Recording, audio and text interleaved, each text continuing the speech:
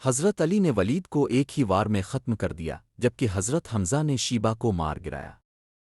حضرت عبدے اور عتبہ کے درمیان سخت لڑائی ہوئی جس میں حضرت عبدے زخمی ہو گئے مگر حضرت علی اور حضرت حمزہ نے فوراً عتبہ کو ختم کر دیا۔ باقاعدہ جنگ کا آغاز۔ ان ابتدائی مقابلوں کے بعد باقاعدہ جنگ شروع ہو گئی۔ حضرت علی نے 22 قریشی جنگجوؤں کو مارا جن میں بڑے بڑے سردار شامل تھے۔ حضرت زبر بن عوام نے ایک ہی وار میں قریش کے ایک مشہور گھوڑ سوار کو ختم کر دیا۔ حضرت حمزہ نے اپنی بہادری سے کئی قریشی سرداروں کو ہلاک کیا۔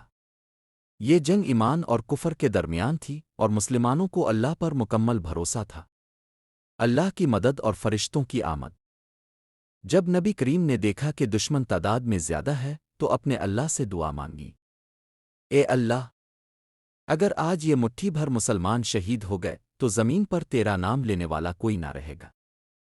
جب نبی کریم نے دیکھا کہ دشمن تعداد میں زیادہ ہے تو اپنے اللہ سے دعا مانگی، اے اللہ، اگر آج یہ مٹھی بھر مسلمان شہید ہو گئے تو زمین پر تیرا نام لینے والا کوئی نہ رہے گا۔ اللہ نے فوراً فرشتوں کی فوج کو بھیجا جو مسلمانوں کی مدد کے لیے اتری۔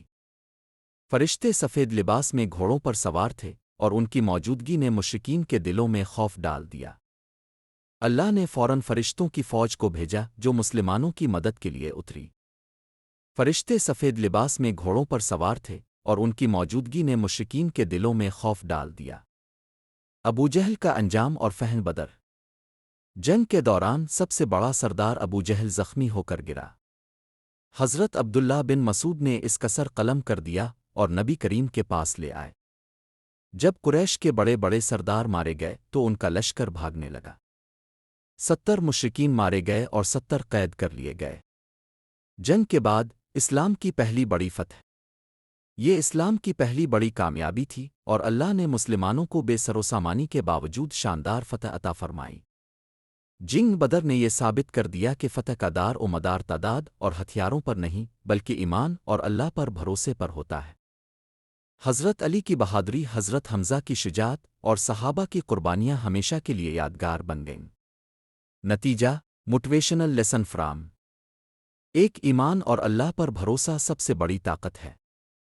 2، مشکلات کتنی ہی بڑی کیوں نہ ہوں اگر نیت خالص ہو تو اللہ کی مدد آتی ہے۔ 3، قلیل وسائل کے باوجود محنت، جذبہ اور ایمانی قوت سے بڑی طاقت کو شکست دی جا سکتی ہے۔ یہ تھی جنگ بدر کی مکمل تاریخی کہانی جس میں ایک بھی حصہ نہیں چھوڑا گیا۔ اگر تمہیں مزید حضرت علی یا کسی اور صحاب کی بہادری کی کہانی چاہیے تو بتاؤ، میں مزید تفصیل سے لکھ دوں گا۔